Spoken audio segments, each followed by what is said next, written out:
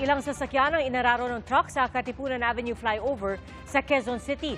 Umakyat na po sa 4 ang bilang ng patay. At saksi live, si Bea Penlac. Bea, anong latest? Siya, sarado muna ang Katipunan Avenue flyover northbound matapos ang karambola ng higit 20 sasakyan nang mawalan umano ng preno ang isang wing van truck. Humambalang sa kalsada ang di bababa sa 20 sasakyan matapos magkarambola sa Katipunan Avenue flyover northbound sa Quezon City pasado alas 6 ngayong gabi. 4 na ang patay habang nasa 25 ang sugatan na dinala naman sa paggamutan. Ayon sa Quezon City Traffic Sector 3, sangkot sa aksidente ang 16 na motorsiklo, 5 4-wheel vehicles, isang bus at isang truck. Ayon sa pahinante ng truck, nawala ng preno ang kanilang wing van, kaya naararo nito ang mga sasakyan. Pinaghahanap pa ang driver na tumakas matapos ang karambola. Patuloy ang investigasyon sa disgrasya.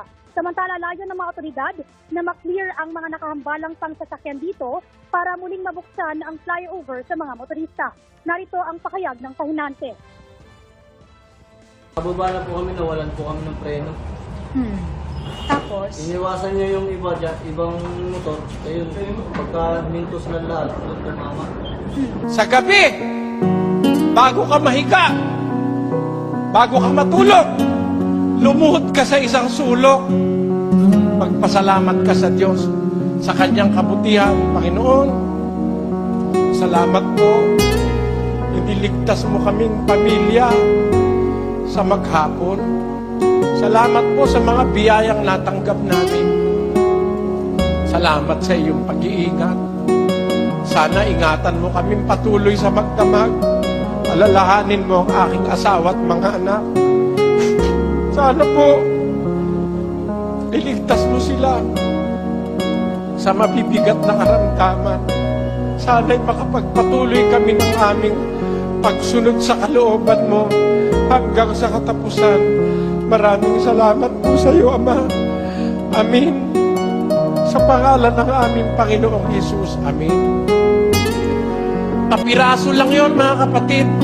Sabi ng Biblia, ang hain ng masama kasuklap-suklap sa Panginoon.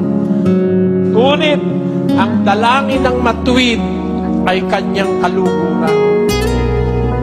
Sa bawat pagtalima mo, anak, sa iyong ama't ina, sa bawat pagmamahal na iukol mo sa iyong ama't ina at paggalang, natutuwa na ang Diyos. Hindi mahal ang kaluguran ng Diyos. It is within our resources and within our reach.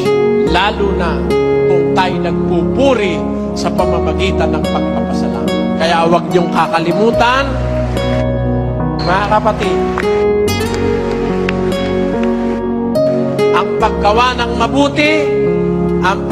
ng mabuti ay pagpapalugod sa Diyos. Ang pagtulong sa nangangailangan ay pagpapalugod sa Diyos.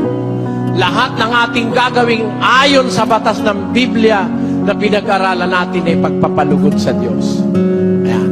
Sa dahilang yan, sa gawain yan, nakakaramdaman ng galit ang Diyos araw-araw sa mga taong masasama na pasasaya naman natin ang kanyang kalooban sa ating pagsunod sa kanyang mga kautusan.